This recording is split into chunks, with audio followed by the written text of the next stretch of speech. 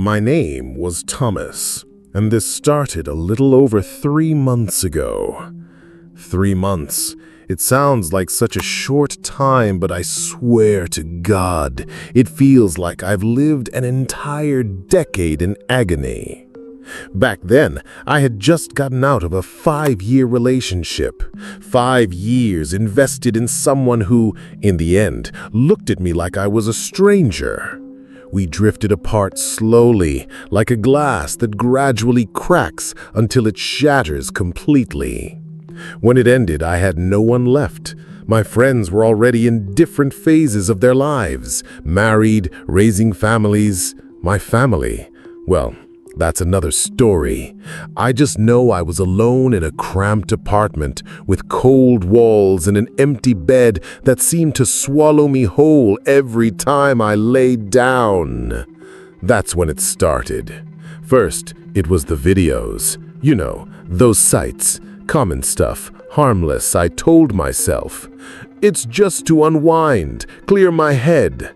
But I started needing it like I needed to breathe, as if that was the only warmth I had left. Soon enough, that wasn't enough. I started joining chats, forums, then dating apps, Tinder, Bumble, even some obscure sites I shouldn't even mention here. I was looking for anything, any woman who would look at me with desire, as if that could glue back the pieces my ex had scattered. It was during one of those empty late nights that she appeared. Her profile seemed too good to be true. Name, Lucia. Age, 28. Description, just someone who knows what she wants and loves to give pleasure. Photos, my God, I can't even describe them. An overwhelming beauty. Pale skin, almost milky, like antique porcelain. Intense, dark eyes that seemed to see beyond the camera lens. And her body, curvaceous, big breasts, defined hips, almost as if she had been designed to attract me. The type of woman I always dreamed of. I thought it was fake, of course, but she replied, fast, kind, intelligent, interested in me in a way no one else had been in the past few months. We talked for days. Her voice, it was hypnotic, alluring. When she sent the first audio, I felt such a strong shiver I almost dropped my phone. It was as if she whispered directly into my mind. Then came the photos. Some too explicit to describe here.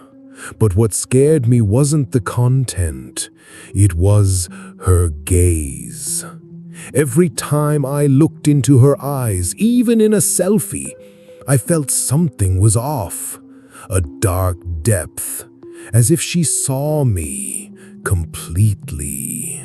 Saw me naked, not my body, but my soul. Even so, I kept going.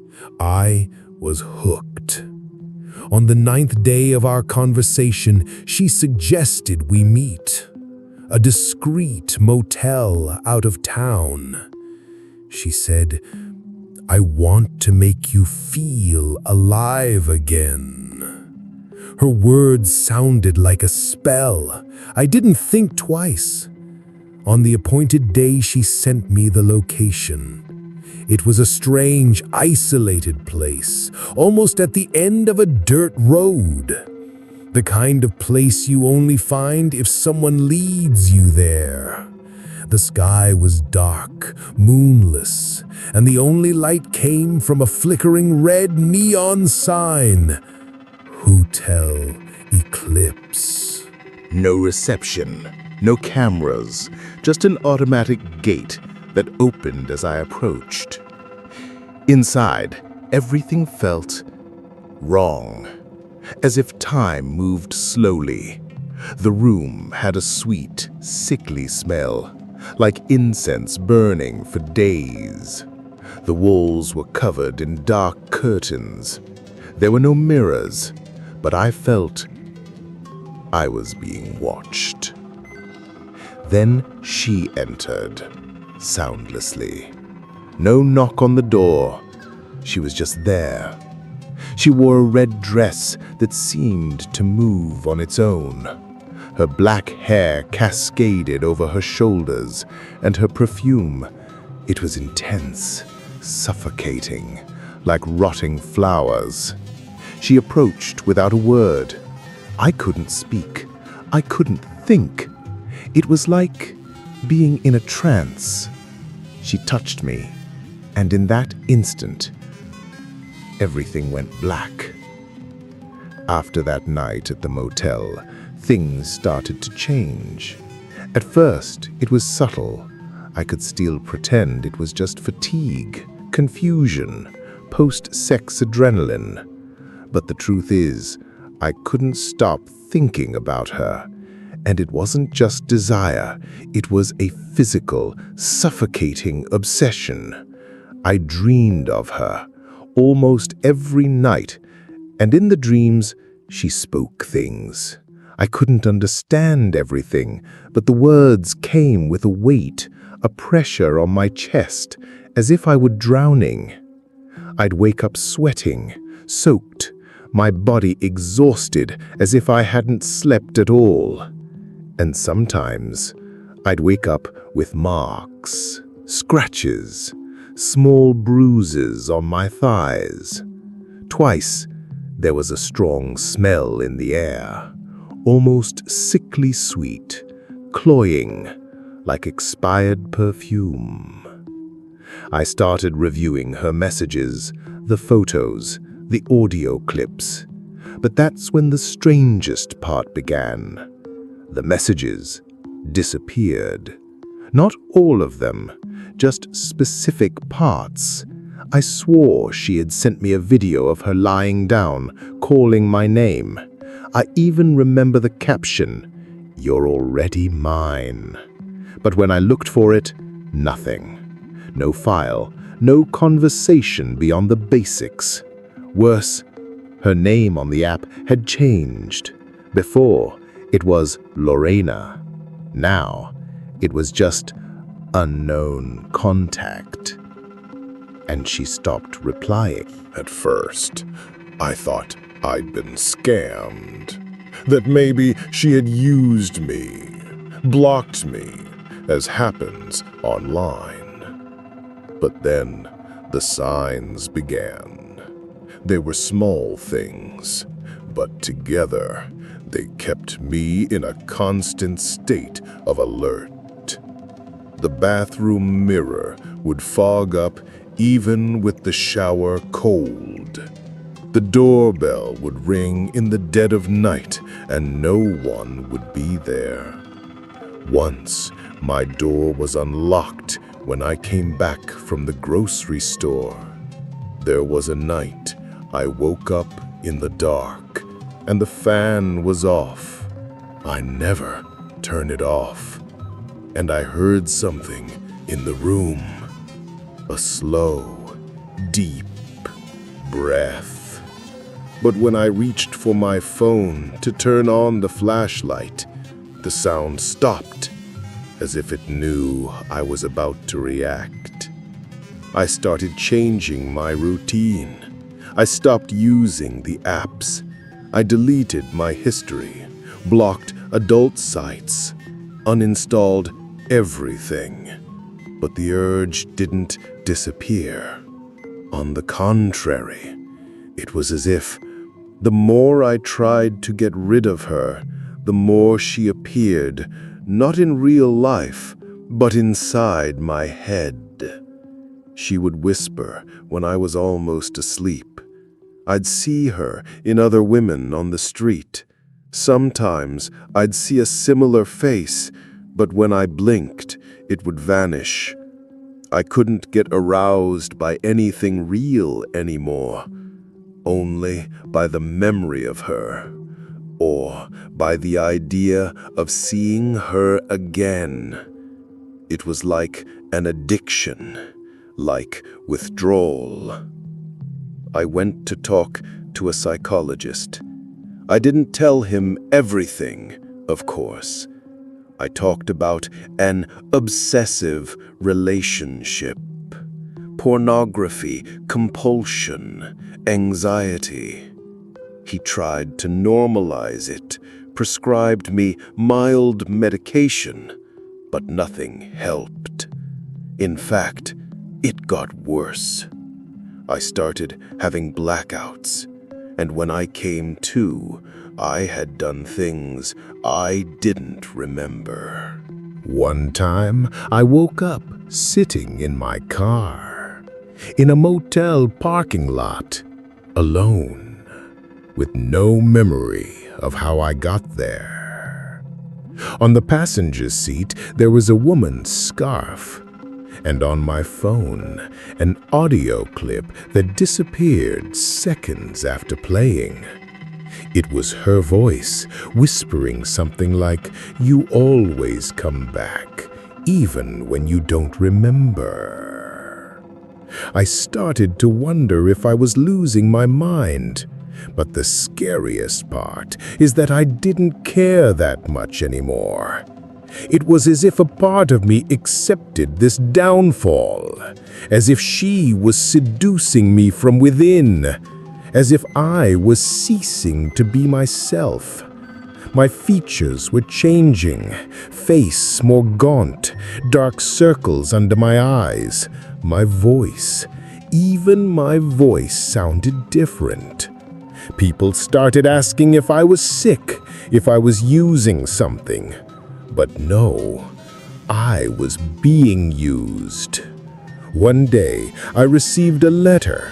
No sender. It was just a sheet with cut-out letters, glued like something out of a detective movie. Only one sentence. If you think you're in control, you've already lost. I threw it away immediately, but I kept the phrase, because it was true. I had already lost. She hasn't come back yet, at least not physically, but I feel her every night in the dark, in the absence, in the craving. And I know that when she decides to return, I won't say no. The first few days after the encounter was strange, but I still tried to rationalize everything. I blamed it on fatigue, loneliness, overly intense sex we drank at the motel. I even thought it might just be guilt. Guilt for getting involved with a stranger, for letting myself be carried away by impulses after such a long breakup. But it didn't take long for me to realize it wasn't just that. It wasn't physical. It was something energetic, like a presence lodged in my skin. At first, they were subtle sensations, waking up in the middle of the night with a slight pressure on my chest, a tingling in my neck as if someone had whispered very close.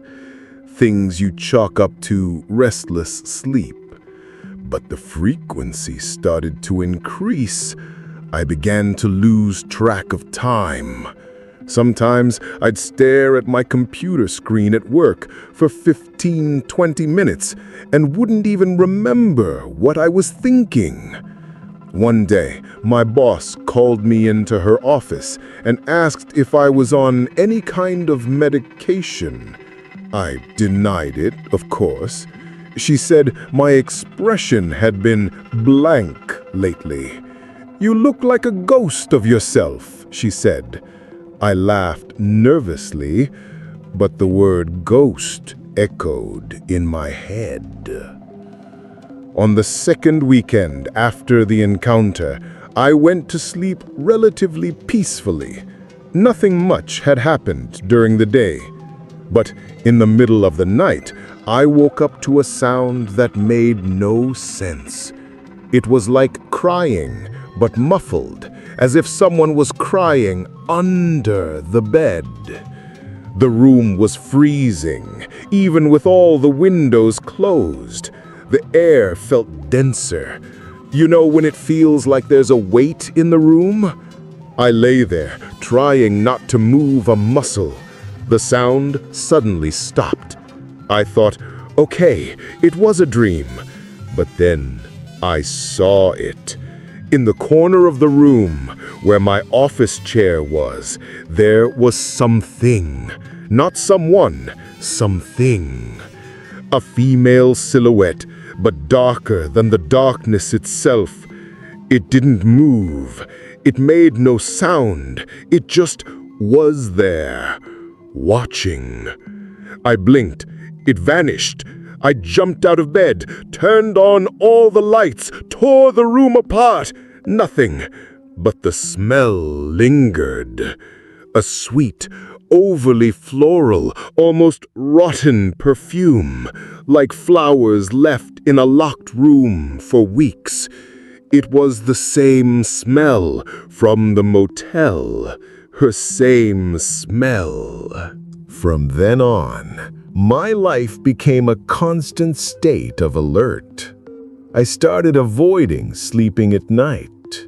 I'd sleep in the morning, with the sun streaming through the window, trying to convince myself that in the light, things couldn't reach me.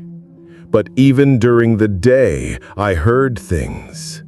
Quick whispers, muffled female laughter, sounds that seemed to come from empty rooms. One time, the intercom rang at 3:42 in the morning. I answered. Nothing, just a female breath. Long, heavy.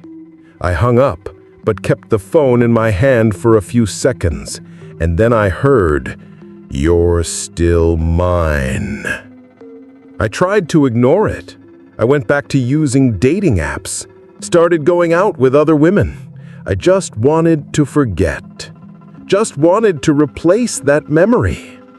But every single time, without exception, I felt like I was being watched, as if someone, somewhere, knew I was trying to move on.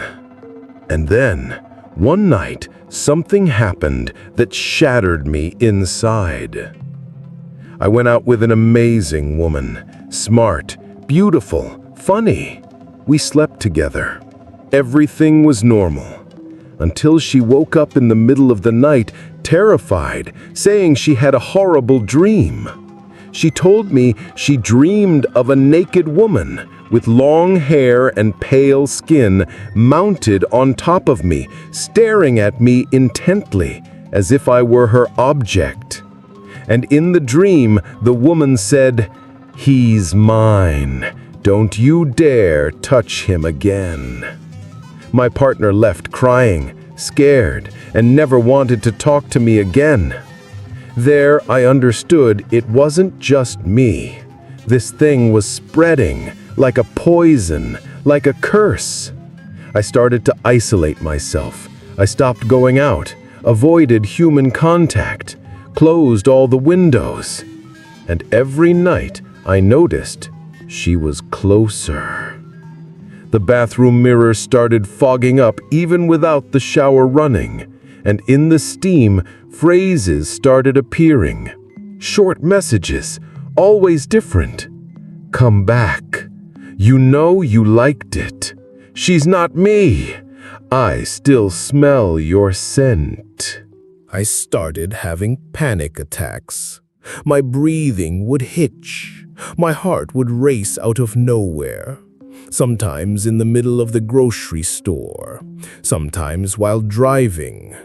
I started feeling like she was inside me, not just outside. In my thoughts, in my desires, I began dreaming of her every night, and the sex in the dreams was far more intense than anything in real life. It was as if I was being emotionally drained, but couldn't resist. And the worst part, I liked it.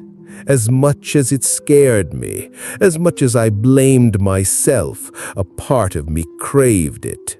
As if I had been marked, addicted, conditioned to return, to desire, to yield. I started seeking help on online forums, topics about female energy-sucking entities, recurrent nocturnal attacks, succubus experiences. And that's when it all started making more sense. It wasn't madness. It wasn't just trauma. Other men reported similar things. Few had managed to break the bond. Most simply disappeared from the internet. Some of them wrote confused messages before vanishing. One of them wrote, "She now speaks through me. Sometimes it's me typing, but the words aren't mine." This sent a chill down my spine, because I had felt that before. In messages I sent to ex-girlfriends, things I wouldn't say. Seductive, manipulative, as if someone was using my mind to reach other people. And then I realized she doesn't just want me. She wants to spread like a virus, a disease, and I am the vector. In the first few weeks, I still tried to fight. I sought meaning, tried to distract myself, immersed myself in work, tried to convince myself that everything could be reversed with time, silence, and distance. But it was no use. The sensation not only remained, but deepened. And the most terrifying part, she was starting to talk to me, not in dreams, while awake. The voices started as whispers, almost indistinguishable from the normal sounds of the house. The expansion of the wooden floorboards, the hum of the fan, the muffled sound of the street. But little by little, I started noticing words, phrases, female whispers calling my name, first in the dark, then in the middle of the day. "Do you miss me? Why do you try to run from me? You're already mine." I stopped sleeping at night. I locked my bedroom door with 2 deadbolts, pushed the dresser against it, and even then I'd wake up with the sensation that someone was lying beside me.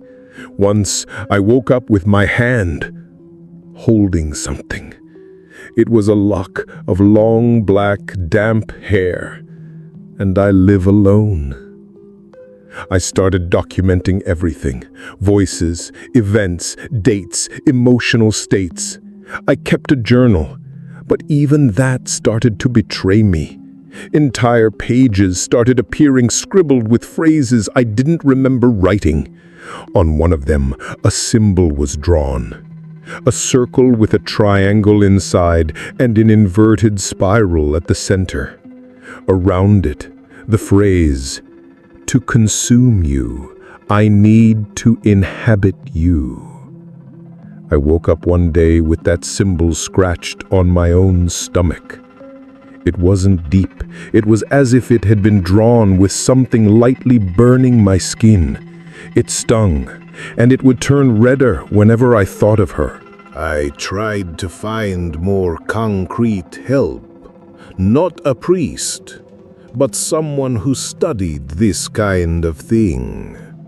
I found a man, a researcher, who wrote about comparative mythology, ancient entities, archetypes of the dark feminine. He answered me, objectively, almost coldly. He said, "You didn't have a casual encounter. This is a manifestation of what ancient texts call a daimon eroticus. She doesn't want to kill you. She wants to root herself in you until you no longer know where you end and where she begins. That same night, my phone rang with an unknown number. I answered. Silence. And then his voice. Don't look for me again. She's already in you. And he hung up. That broke me in a way I can't explain. I started to freak out. I turned off my phone. I dismantled all the mirrors in the house. I burned the mattress where I slept with her. I tore up all the clothes I wore that night at the motel. I did everything in my power. But even so, she became part of my routine. In the shower, I hear laughter. In the kitchen, the kettle whistles on its own. At 3:15 every day, my clock stops. The living room plants dried overnight. One of them had a mark on a leaf. It looked like an eye staring at me. I started having dissociative episodes, waking up in parts of the house where I didn't go to sleep. Once I woke up sitting naked on the living room floor with marks on my arms as if I'd been held tightly. Another time I woke up in front of the bathroom mirror, my lips stained with red lipstick. And I don't own lipstick. And then came the night when everything became clear. I was on the couch. I don't remember if I fell asleep, but when I opened my eyes, she was there. Not like a hallucination, not like a shadow, but present, physical, warm, real. She sat on my lap, naked, looking into my eyes. Her skin was cold and warm at the same time. Her eyes were too dark, like an abyss. Her mouth moved slowly, but the sound came directly into my head. You are ready now. I tried to scream, but my voice wouldn't come out. I tried to push her away, but my arms trembled as if they were trapped from within. And then she whispered something that still echoes today. You opened me. Now you will carry me. When I woke up, if I even slept, there was something on the living room floor, a trail, as if something viscous had seeped across the carpet, a kind of dark, thick sap with a metallic and sweet smell at the same time, like blood and perfume. Since that day, she no longer needs to visit me. She is with me in my voice, in my thoughts, in my desires. Sometimes when I look at my reflection, I feel like it's not me, that I'm just watching from inside. And the worst part is that I stopped caring. I don't sleep like I used to. I mean, my body lies down, but my consciousness, I don't know. It seems to leave me, to float. And what happens in those moments? It destroys me little by little, because I live other lives, but not in a philosophical sense. Literally, I see myself in the bodies of other people, men, different ages, appearances, voices, always men, and all of them are doing the same thing. connecting with some woman, usually virtually. Spicy conversations, photos exchanged, invitations, a growing sexual energy, almost uncontrolled, and then the encounter. And she's there, always, not with the same face, but with the same gaze, the same dark depth in the glint of her eyes. And I watch it all, as if it were a play I already know. But the ending never changes. These men wake up in the dark, disoriented, in rooms they don't remember entering. They see marks on their bodies, bruises. They feel a presence sitting on their chest, whispering their names in their ear. One of them tried to kill himself. Another went insane. A third disappeared completely. With him, it was in an empty room, with walls dripping something that looked like living flesh. And I knew this because of the last dream I had. That's what she does. She doesn't just come to drain pleasure. She wants the soul, the identity, the sanity, and it's getting easier and easier for her to cross over. You know why? Because no one believes. Because we live in an era where desire is sold as a product, as freedom, as empowerment. And when you question that, they call you crazy, repressed, a moralist.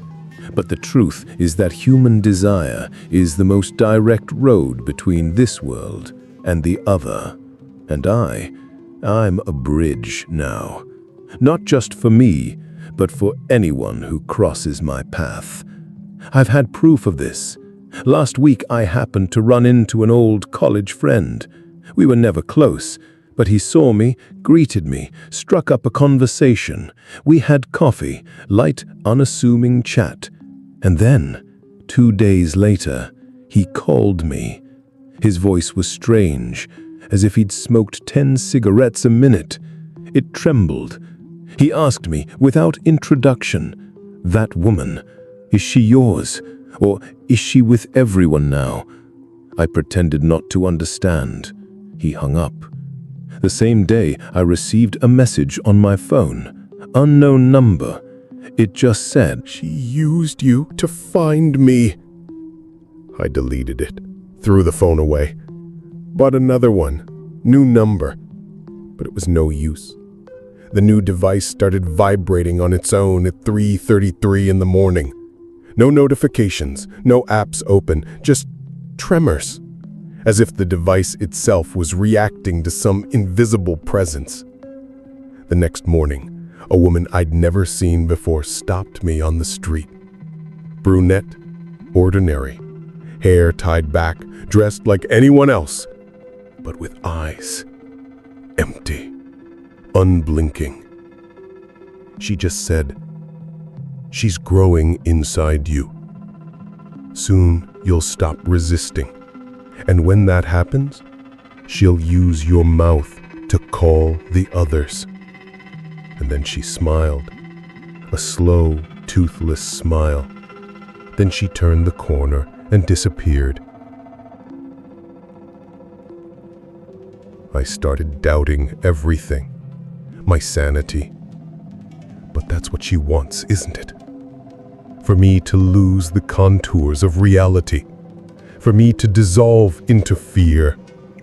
Because fear, like desire, is another road. And now I see clearly, she doesn't act alone. There's a network, a web. People who have been touched by her, used, marked. Some still resist, others are already gone. But all of them are nodes in a network that's expanding like a silent virus. And I, idiot that I am, I was the perfect link. A frustrated, lonely, vulnerable man with open wounds and a stable internet connection. I spent the last 3 weeks in a sick cycle. Restless nights, increasingly vivid nightmares, whispers coming from inside the walls, and a growing, constant feeling that I wasn't alone inside myself anymore. I needed to understand, so I started researching. At first, of course, it seemed crazy. How do you Google that? Beautiful woman appears after sex and destroys you from inside. I found some poorly written horror stories, ridiculous forums, but I kept going. Because something told me there were other people going through the same thing. I started digging deeper. I found a dead forum, abandoned since 2017, with archived posts. It was from guys who claimed to have similar experiences. Men who reported intense sexual encounters, followed by inexplicable sensations. Chronic insomnia, vivid nightmares, mood swings, mental confusion, visual and auditory hallucinations. One of the posts froze me inside. The title was simple. She has no name, but I hear her in other voices. In the text, a guy described exactly what I had lived. He said she was the most beautiful woman he had ever seen, but that her eyes were too deep. He said that after sex, he started hearing footsteps behind him, even when alone. He started forgetting who he was. He spoke of a specific pain, a sensation that something was sucking his vital energy every night. But what shook me most was the end of his account. It's not a woman, it's something ancient. It comes from dreams, but feeds on flesh. I called it a succubus, but its name changes with every language, with every era. It doesn't seduce, it hunts. Succubus. That word echoed in my head. Wasn't it just folklore? A medieval legend to justify nocturnal emissions? But the more I read, the more everything made sense. The pattern, the symptoms, the cycle, the way she acted, the messages, the excitement that bordered on addiction, the marks on the body, everything fit, painfully. But I still resisted accepting it. Part of me wanted to believe it was just psychological, that I was having a breakdown, that maybe I had developed some kind of disorder after breaking up with Laura. But then I found a discussion in a closed group, hidden in the depths of the deep web, called the Night Touchers. It wasn't big, about 14 active members, all men, and the accounts, they seemed like copies of mine. One of them, from a man in rural Argentina, mentioned a detail that almost made me vomit. She sends me messages before I sleep, always at 3:03. They appear even with my phone off. Exactly what had been happening to me. Another described that after his third encounter with her, he started hearing a strange language whispered in the woman's breath during sex, and that when he secretly recorded one of the encounters, which was a terrible idea according to him, the audio captured a voice that wasn't human, deep, multiple, as if several voices spoke at once. He never posted again after that. I spent hours scrolling, reading, writing everything down.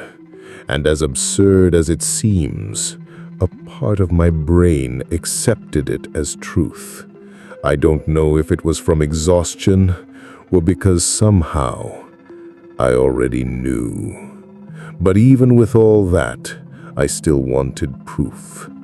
I wanted to look into her eyes and see who I had sex with, who I had exchanged messages with, who I had almost gotten attached to. So, like a damned idiot, I replied to one of her messages.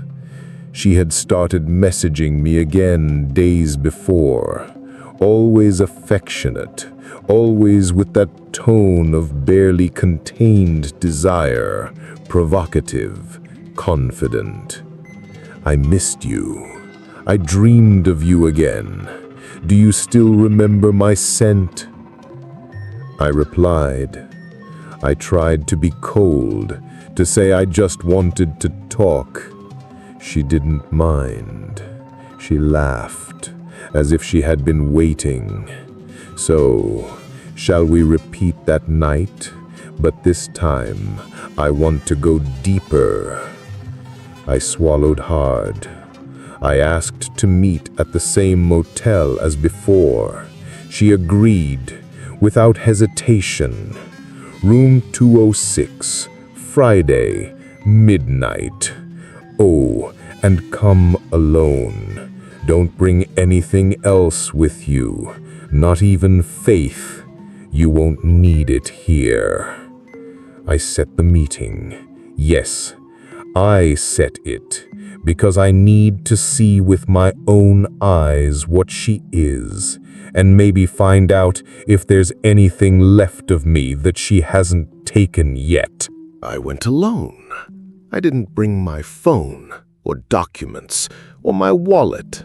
Just my car key and, I don't know, a part of me that still wanted to believe it was just some kind of mental punishment, a reflection of what I had become after Laura. The motel parking lot was almost empty, the reception strangely silent. I took the key, my heart pounding so hard I could feel it pulse in my temples. The attendant didn't even look me in the eye. The key was cold, like metal fresh out of ice. I went up the stairs slowly. Each step seemed harder, as if the air grew denser the closer I got to the door. The hallway was dimly lit. One of the lamps flickered, an almost imperceptible but mesmerizing floor. Room 206. She was already there. The door was ajar, and there was a smell in the air. Sweet, almost sickly sweet, mixed with something old, something animalistic, like flowers left to rot inside a locked box. I entered. The first thing I noticed was the red light.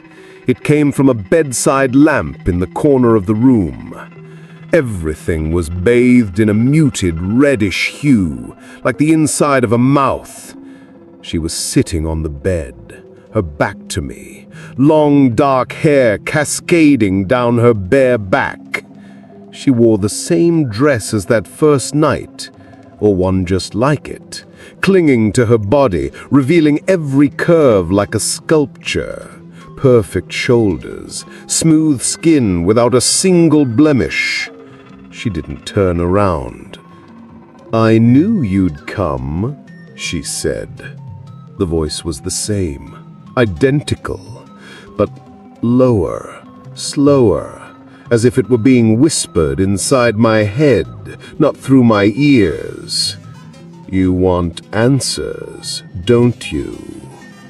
I nodded, swallowing hard. My legs felt shaky. She rose from the bed with an almost choreographed slowness. Every movement seemed too precise, as if she was hypnotizing me. She walked towards me, slowly, making no sound at all.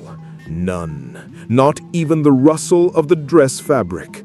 Nothing, And then she looked at me. Her eyes, I can't explain it. They had no bottom. It wasn't the color, it was the sensation. Looking at her was like staring into a bottomless pit, but with something alive inside, something that stared back.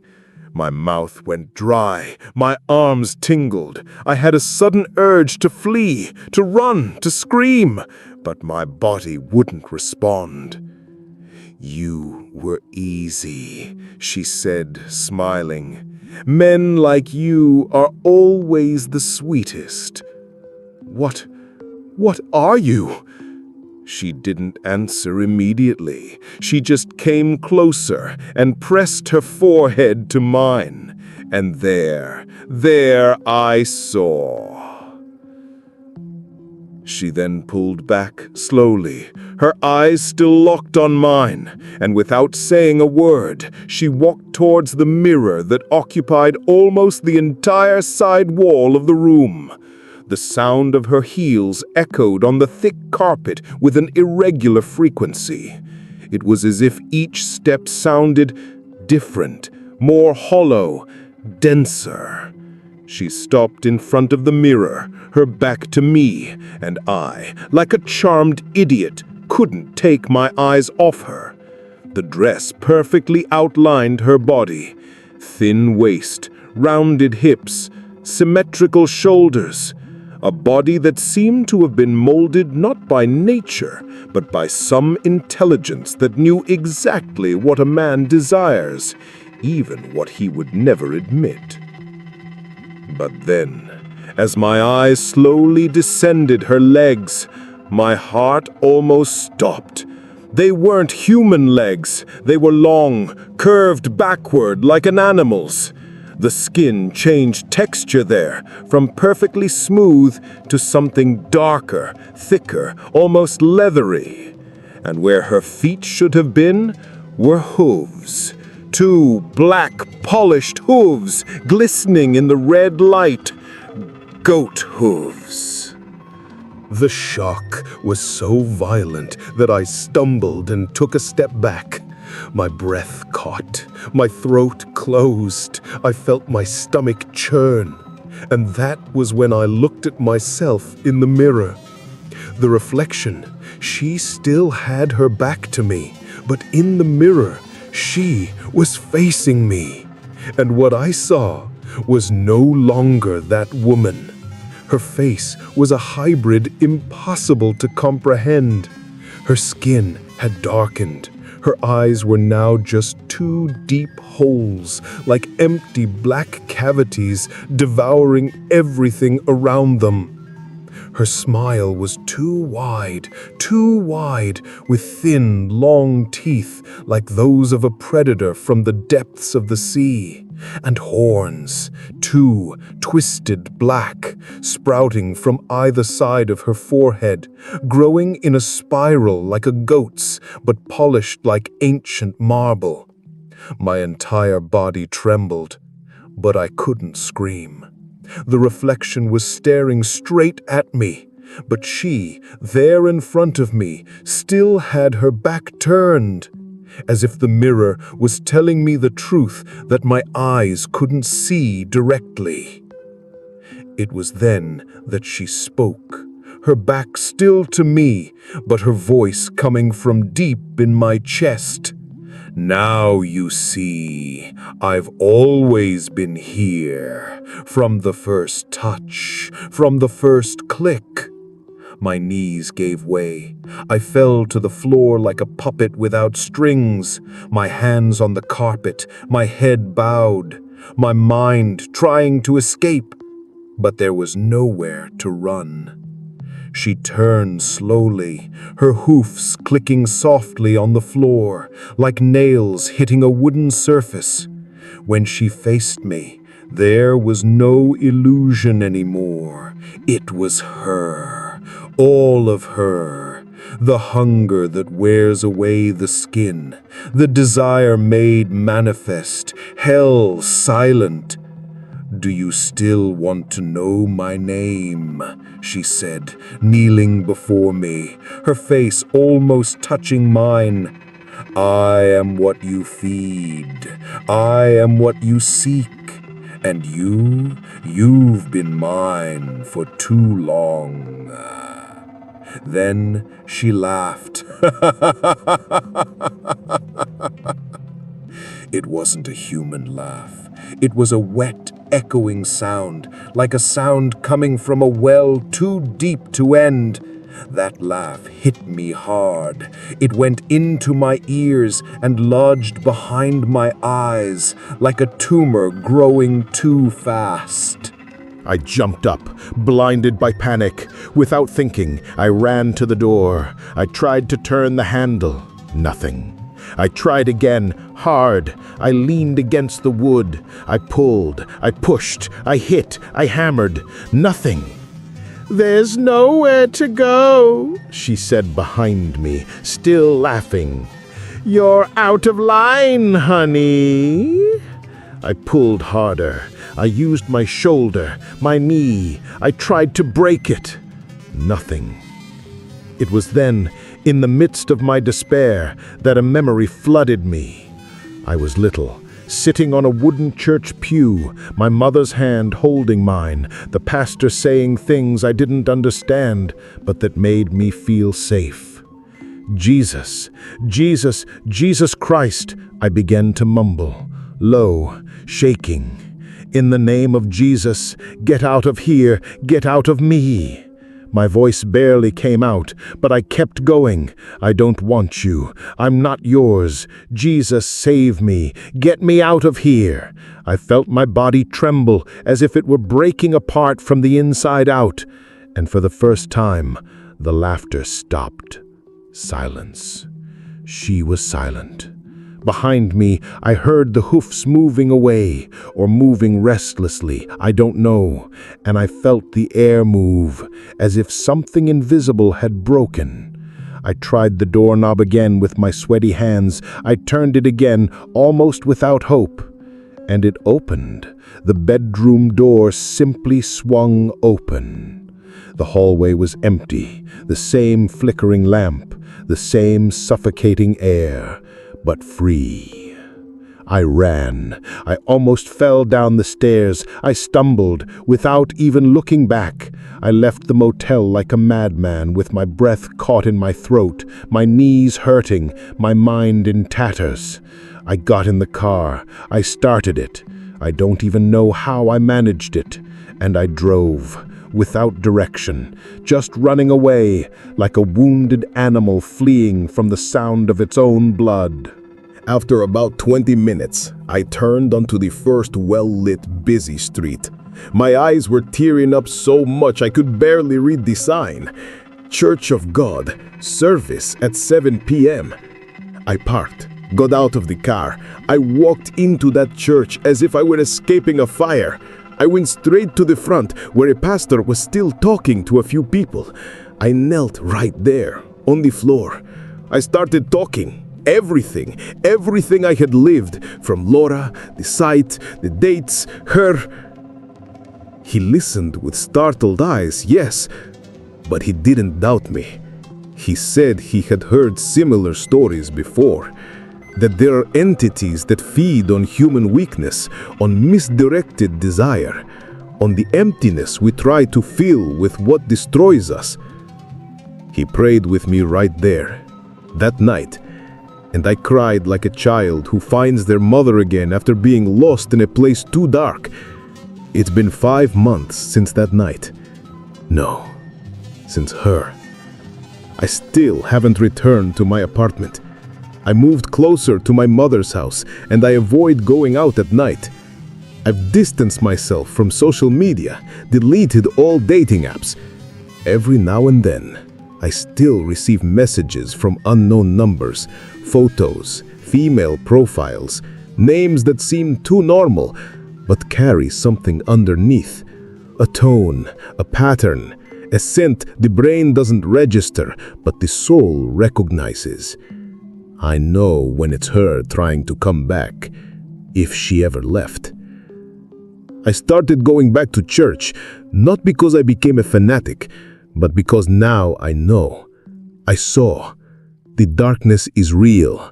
It has a name, it has skin, it has perfume, and it knows exactly where to poke.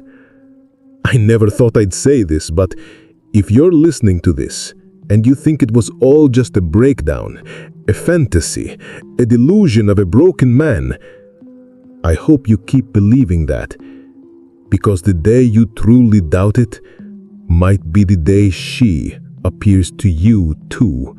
If this story chilled you to the bone, hit that like button so I know you're still here. Subscribe to the channel for more tales like this, because there are many more stories to tell you. And comment below if you would dare to go on a date with someone you met online after this. Or better yet, have you ever had the impression that something was off with someone who seemed too perfect? Comment, I'm reading everything, even in the dead of night. And if you hear a laugh, don't look back.